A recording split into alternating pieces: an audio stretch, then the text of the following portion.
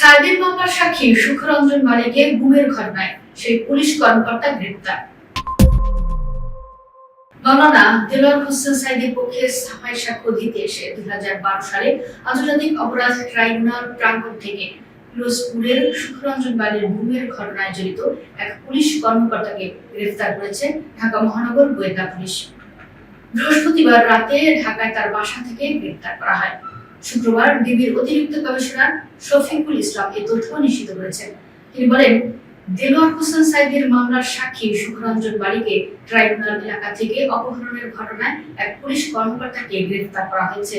তার নাম ফজলুর রহমান। তিনি সহকারী পুলিশ সুপার পদের একজন কর্মকর্তা। শুক্রবার ডিএমপির গণমাধ্যম ও জনসংযোগ বিভাগের অতিরিক্ত উপ কমিশনার মিয়াজ মেহেদী এই তথ্যের সত্যতা নিশ্চিত করেছেন। তিনি জানান, গ্রেপ্তার ফজলুর রহমান সহকারী পুলিশ সুপার পদের একজন কর্মকর্তা। তবে তিনি এখনো দায়িত্বে আছেন কিনা তা নিশ্চিত করে বলতে পারেননি মিয়াজ মেহেদী। ৭১ মুক্তিযুদ্ধকালের মানবতা বিরোধী অপরাধের মামলায় আমৃত্যু কারাদণ্ডপ্রাপ্ত জামাতের পুরাতন নেতা দেলোয়ার হোসেন সাইদি ট্রাইব্যুনালে সাক্ষ্য দিতে এসে 2012 সালে নিখোঁজ হয়েছিলেন সুখরঞ্জন বাড়ি। পরে ভারতের কারাগারে নিয়ে যাওয়ার কথা জানান সুখরঞ্জন বাড়ি। গত বছরের 21 আগস্ট আন্তর্জাতিক অপরাধ ট্রাইব্যুনালের চিফ প্রসিকিউটর কার্যালয়ে গুম, অপহরণ, নির্যাতন সহ প্রায় 5 বছর ভারতে অবৈধভাবে কারাবন্দী করে রাখার অভিযোগ করেন পিরোজপুরের সুখরঞ্জন বাড়ি। অভিযোগে ক্ষমতাচ্যুত প্রধানমন্ত্রী শেখ হাসিনা, সাবেক প্রধান বিচারপতি সুরেন্দ্র কুমার সিনহা সহ 32 জনের নাম উল্লেখ করেন তিনি। অভিযোগে সুখরঞ্জন বাড়ি বলেছেন, দেলোয়ার হোসেন সাইদির বিরুদ্ধে রাজনৈতিক উদ্দেশ্য প্রণোদিত মামলায় মিথ্যা সাক্ষ্য দিতে রাজি না হওয়া এবং তার পক্ষে সাক্ষ্য দিতে ট্রাইব্যুনালে আসায় তাকে গুম, অপহরণ, নির্যাতন করা হয়।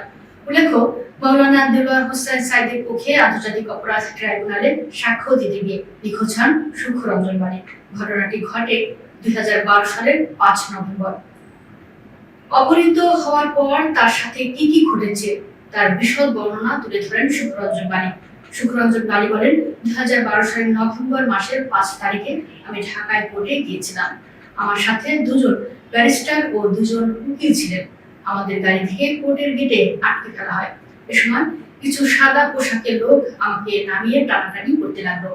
সেই লোকেরা আমাকে গাড়ি থেকে নামিয়ে টেনে হিঁচড়ে 5-6 হাত দূরে অপর একটি গাড়িতে তুলে আমার চোখ বেঁধে ফেলে এবং একটু পরে গাড়িটি ছেড়ে দেওয়া হয়। প্রায় আধা ঘন্টা গাড়িটি চালানোর পরে সাদা পোশাকের লোকেরা আমাকে হাঁটাতে থাকে।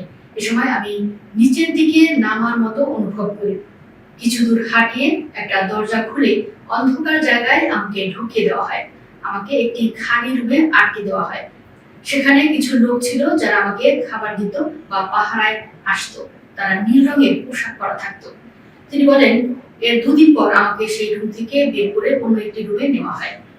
সেখানে আমাকে নিয়ে তারা জোর করে সাইদি হুজুরের বিরুদ্ধে স্বীকারোক্তি নিতে চায়। সেই রুমে অনেকগুলো ক্যামেরা লাগানো ছিল, আমি দেখতে পাই। সাইদি হুজুরের বিরুদ্ধে সাক্ষী দিতে বলে এবং এক পর্যায়ে তারা আমাকে মারধর সহ কারেন্টের শব্দে নির্যাতন করে।